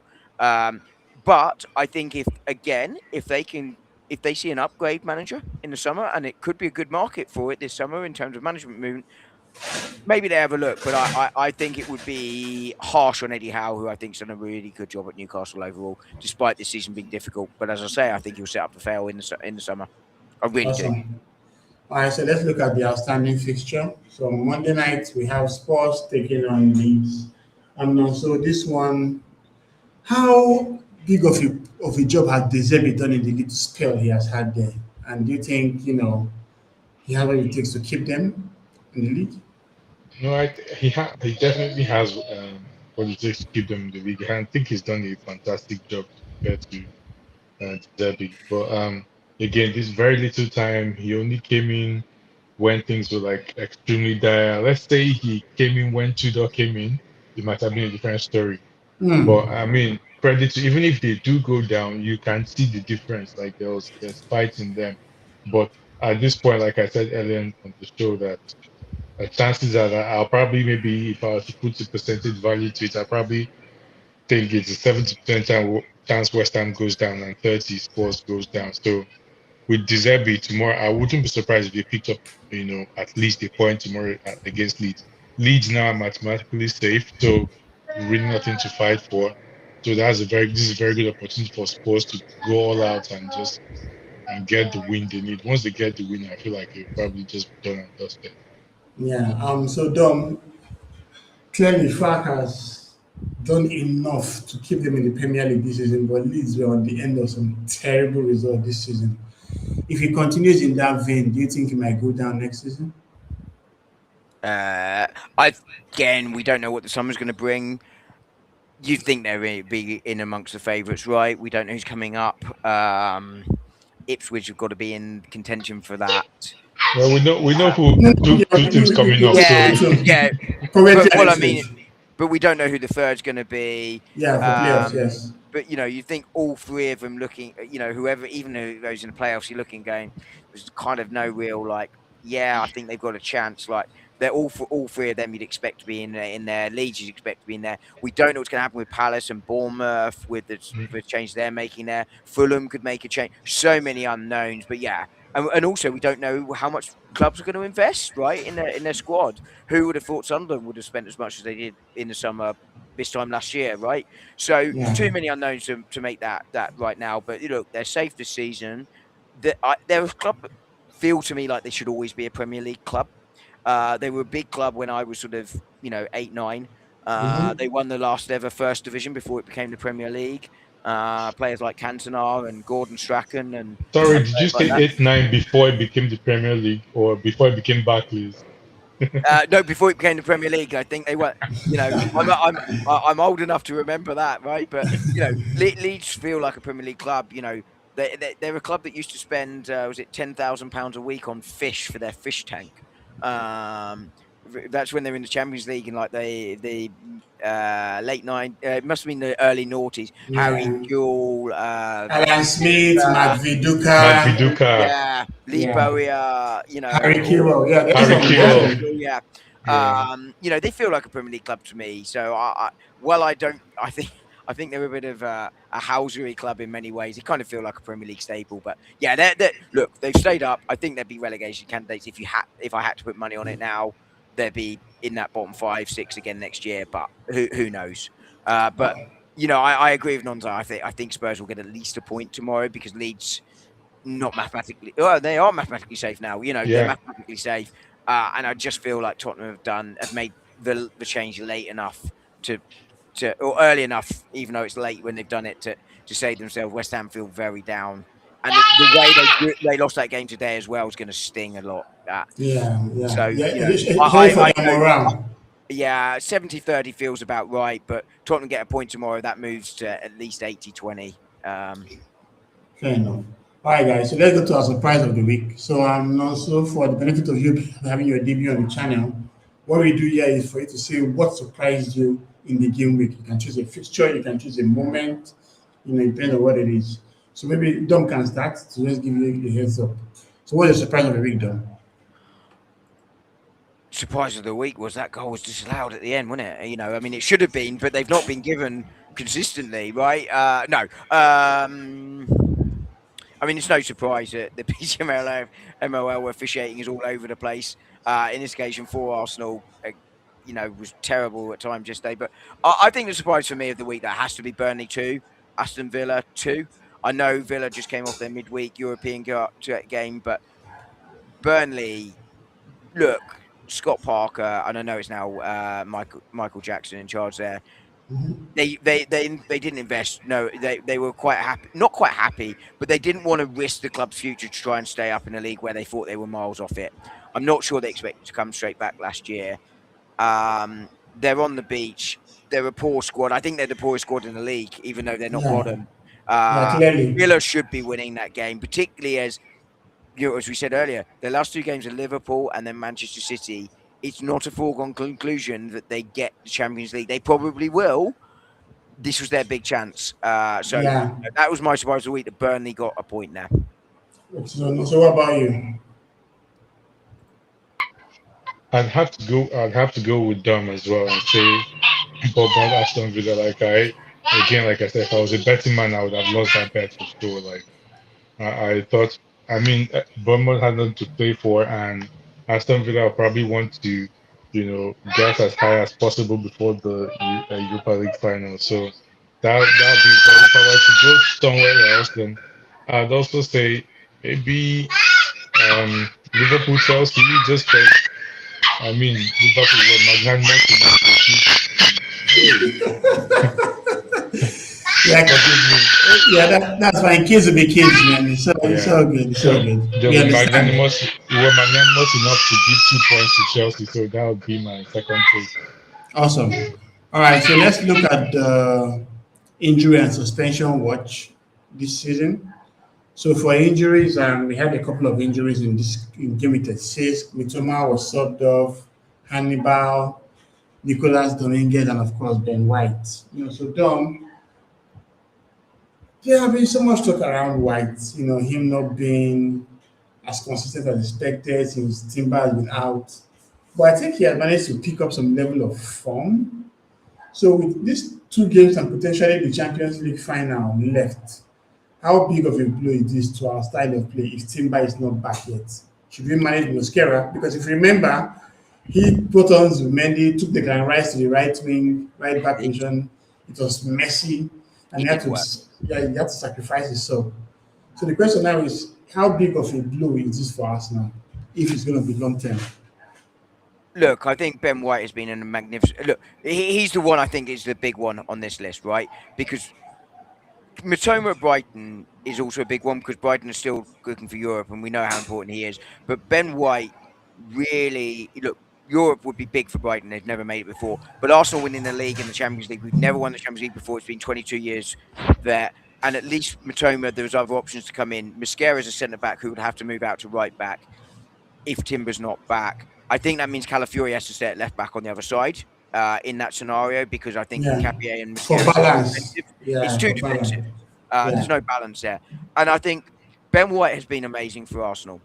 Everyone balked at the £50 million transfer fee, and in some extent, they're right. It was a massive fee for a player like that from Brighton for a side like Arsenal. But I think it's also reflective that when you're not a great side, you're looking to become a good side, you overpay for players because that's how you get them. Because otherwise, how do you track them? Blah blah blah blah blah. Look, I know Mhm. Brighton to Arsenal still a step up, but it's still illustrative of the point. But he's been excellent for Arsenal. He's been a big part of ours climb up the league. This season, he has struggled again with injuries. They've started to catch up with him, and he's struggled for form as a result of that. But it's a Yeah. shame because I think in the last couple of games, he's really started to show some of that Ben White of a couple of years ago again. It does leave us with a problem because I don't think Timber's coming back this season. It's going to be a Yeah. big ask on Mascara now to come in there and play that role. The good news is he's got games against Burnley and then Palace to warm up for Paris Saint-Germain. Mm. But he So, is a big loss. so Bosquera and Kawashkelia, your thoughts? Look, in some ways, defensively, it's a better matchup, right? Because he is a better defender than Ben White in the purest sense. What we do, though, is we lose something going forward. And actually, Ben White, I think, can do both. And I think if you can move Cavaskelia back on the pitch, you might get the opportunity to get an overload if he doesn't track back. And I'm not saying he's lazy, but obviously the defensive side of his game is not Cavaskelia's natural for it. But defensively, one-on-one, Mascara, you'd think would probably deal with him slightly better. But Arsenal lose the attacking output as well. So, and he's also a young player that will be playing a Champions League final. So you're kind of hoping either Ben White is a precaution in terms of the knee brace, but it felt very similar to the Odegaard one. Looks innocuous, might just be painful in the moment, but it caused him a concern for a few weeks, which would make him a doubt for the Champions League final. Timber also a doubt. So, Mascara, it's why we have a squad, but it's not ideal. But these things happen. Yeah, fair enough. So, Monso, your thoughts on the Ben White situation, the injury? Yeah, I think John pretty much covered everything. It's not nice, and the timing is just horrible. But is Timber fully rolled out of that finals, or is Yeah, he's doubtful just for a the down? finals. He's so doubtful. And I don't think he might play. Because I think right now, the idea is whether they want to save him for the World Cup. You see a groin injury. And he might need surgery, but he might want to do it after the World Cup. So Hmm. if he plays at this point, he might aggravate it, something like that. So they're trying to see how they can keep him in cutting wool all the way to potentially the Champions League final. But he might not be Yeah. good at right now. Okay. If that's the case, like John already said, Muscara at this point, you have to work with what you have, and I feel like Muscara is capable enough. Sometimes it's those underdogs that will come and surprise you, and on that day, like there might just not be that pressure of like, oh, he's the main guy. He knows he's not the main guy, but you know what? Today I'll prove myself, and then he'll probably be the one to just maybe frustrate Kvaratskhelia, and then they have to think of switching flanks to try to get at Arsenal. So yeah, it's a bad one, but the way the season has been going for Arsenal, I wouldn't even be surprised if they nick it, that Champions League. I mean, Awesome. personally, I Fair. don't want it. I don't want that to happen. I want PSG to win, but I, Yeah. I still think like I can see him doing a good job that day. Awesome. All right, so let's look at the Premier League table. After game week 36, with just 2 games We to only need go. the top spot, mate. Then we don't need to worry about the rest. Yes, sir. So teams are pretty much settled in the bottom. Wolves and Burnley are out. West Ham, 2 big games they need to play while hoping for results on the end. Thomas Spurs has picked form in the right time. Nottingham Forest have been in good form too. Obviously, you know how Palace and Sunderland and Newcastle have been. As for the top, we have the likes of Arsenal currently with 79 points, 5 ahead of City, which is quite good. Obviously, if City wins Crystal Palace, they'll cut it to 2 points again. I think they've done well in the goal difference point as well. City has really, really chased us and scored some big goals, you know. But where the real drama to me is the Bournemouth, Brentford, Brighton side. Okay, right now, who would you like to finish in sixth place? BBB. Which of them? I'm going to stick with my pre-season prediction of Brighton. But Um, I'm more than happy for Bournemouth to get it because that means they'll have to get something against City. True. All right, so my best part predictions for game week 37. So we're going to see how How we did I do look. last week? Because I don't think it went Yeah, well. yeah. So last week, Dom, Oh, you're actually the best. 4 out of 9. shocking, but still top. Like Arsenal say. Yeah. So Matthew, had a bad streak here. To here was 3 out of 9. So obviously, they could catch up with you because if um Spurs wins Leeds tomorrow, then Toye gets 4 while you lose because you created a draw. But Macho can't come close to you. So no, so what we do here basically is that we predict the scoreline for the next game and we just talk about it in the next stream. So we're going to game with 37 and I'll call it fixture and you just say Oh, he's gone at the wrong time. And you'd have to zoom into this because I'm using my Yeah, do you want phone. me I to, do you want me can't to do. read them out for you, Nonzo, while we wait for AT to come back? So Oh yeah, basically, sure. I think he'll watch it back to write them down. But yeah, I'll jot them down for us in the meantime, just in case.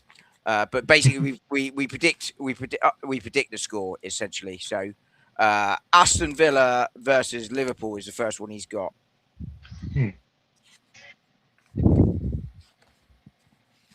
So what's your score prediction for that one?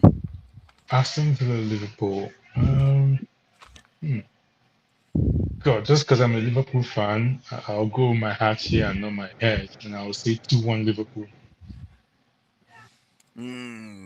It's tricky for me, this one, because both of them need something. So I'm going to go Aston Villa 1, Liverpool 1.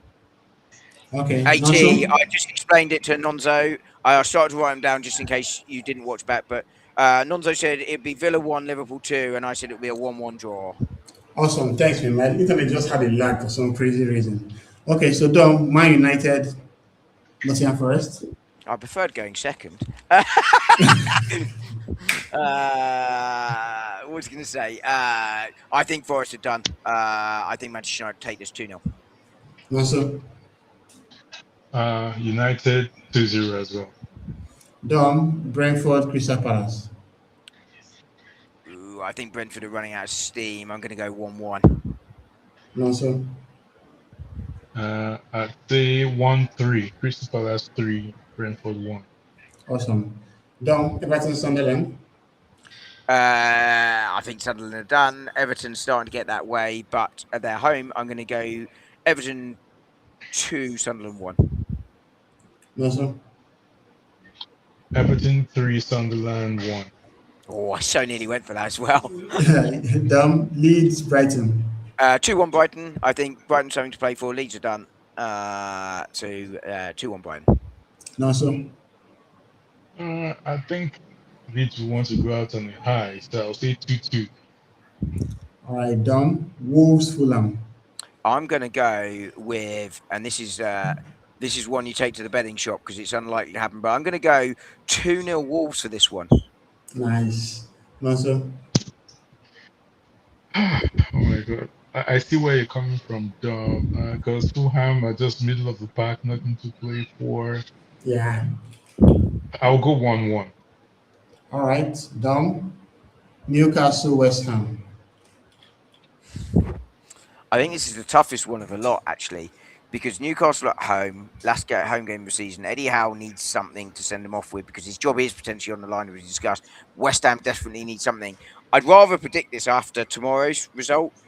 I'm gonna go because I really don't know.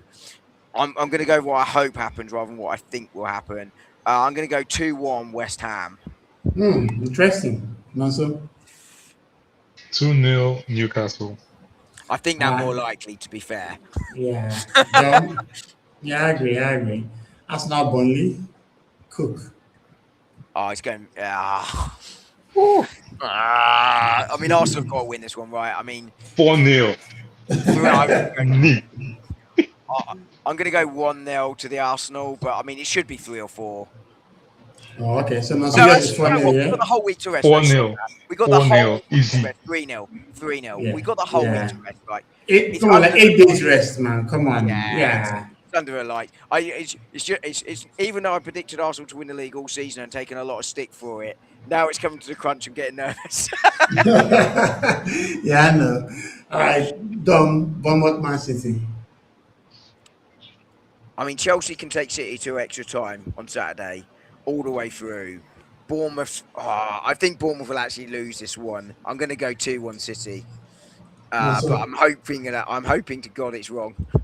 Yeah, I think it's good. I'll go 1-0 City. It'll be narrow. No, I think it'll be narrow, but lots of teams score goals Bournemouth score goals at home. I can't see it. I know. Stalemate. No, I can see them like just. I can see it being really cagey, and I mean, you're probably right. Probably be more than that, but my gut just says 1-0 Man City. Awesome. Finally, Chelsea, Spurs. Dom. Oh, God knows they're both awful. I mean, look, it's Chelsea's last home game of the season. They've got a caretaker manager. They have fans behind them. They will want to see Spurs go down, surely. Chelsea 2, Tottenham Hotspur 1. No, sir. Chelsea 2, Spurs 0. Great. All right, guys. So we've come to the end of tonight's stream. As always, I'll get to final overview of the game week. So, Dom, how was game week 36 to you? One step closer, baby. Yeah, look. It's summarised by pressure for the teams competing for something, nerves kicking in, little bit of edginess. You know, I know City won 3-0, but it wasn't a 3-0 game. They deserved to win it. Arsenal just about getting over the line in the end. At the other end, West Ham, struggling. And it's just a really random week at that time of the year where odd things happen. But ultimately, I think we're a step closer to knowing where the title's going. We're a step closer to knowing who the third team going down is. And that's probably the story of the week. Awesome. No, so what about you? How was game week 36 to you, bro? Well, as a Liverpool fan, very bland. Nothing much change, just same old poor performance. As a neutral, just the thrill of the Premier League of just not knowing who the champion will be. But even though at this point, I get the feeling that this was an important win for Arsenal, so they should eventually see this through. So I'll probably say biggest winners were Arsenal this game week, and Man City just all they can do is just win and hope Arsenal sleep up. But I don't see Arsenal sleeping up anyway. Yeah, but it's the hope that kills. Oh yeah, no, but that again, tell me about it. Do you remember Liverpool? We were up, and Aston Villa were 2-0 up against Man City on the last day, and they came back and took it back from us. So Oh yeah, that yeah, yeah. so that hope hurts. Hopefully Crystal Palace will give us something quite interesting. Maybe just go 2-0 up against the Arsenal on the last day, and let's see what happens. If Arsenal have the cojones to Yeah, come behind and I take it from them. we're going to win the league when Man City plays Bournemouth. I think we're going to score like Burnley a crazy amount of goals, and they'll be under so much pressure in the FA Cup game. It'll be nice to see though, but that's what it is. Right, I want, I Arsenal. want, I want, I want it to go down to the wire. I want last day drama. Oh God, no, I No, don't. no, I don't. Hell No, no, I don't. I want to be nicely settled in at the home end at Selhurst Park, watching us lift the trophy without any worries whatsoever on the day. Mm.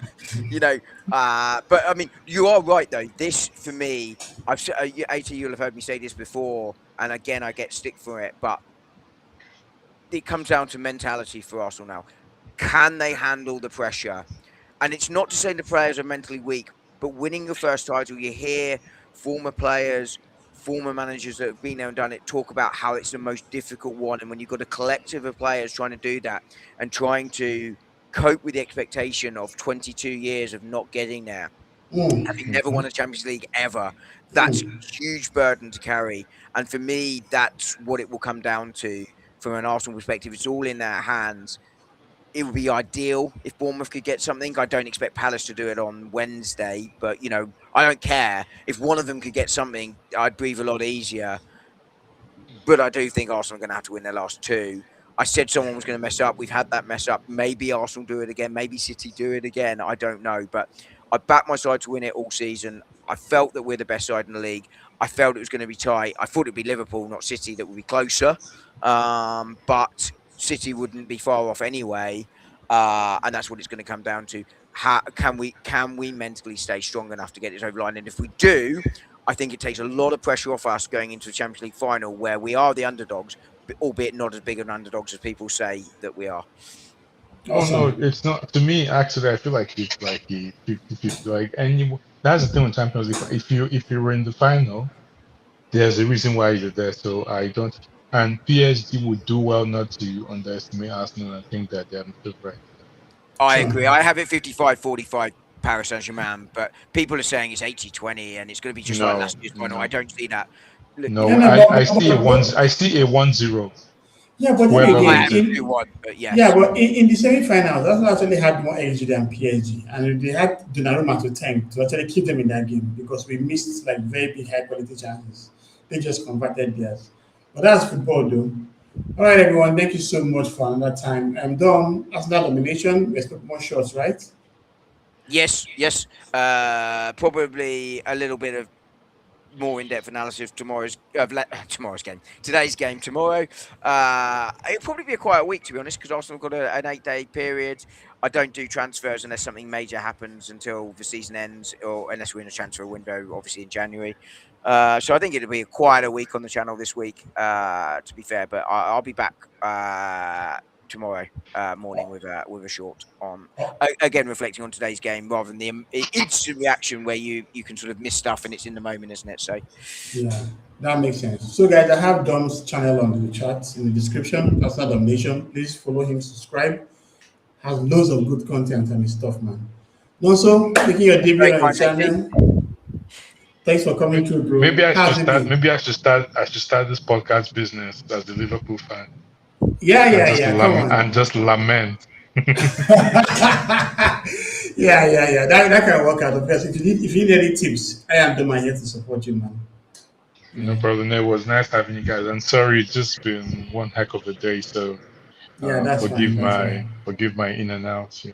Do you know, it's funny you say that because I did podcast for a little while without a channel and I lost a bet to Josh, which is how I ended up with a channel. Nice. But I enjoy it. It takes me 5 minutes a day and it's just good fun. I'm not massive. I've got like 350 odd subscribers. Like no one cares, right? But it's just good fun. I just enjoy it. Yeah. And if you're passionate about it too, Yeah. Obviously. All right, guys. Don't forget to like and subscribe to Global Arsenal. We're expecting more content. Obviously, we'll build towards the Burnley game.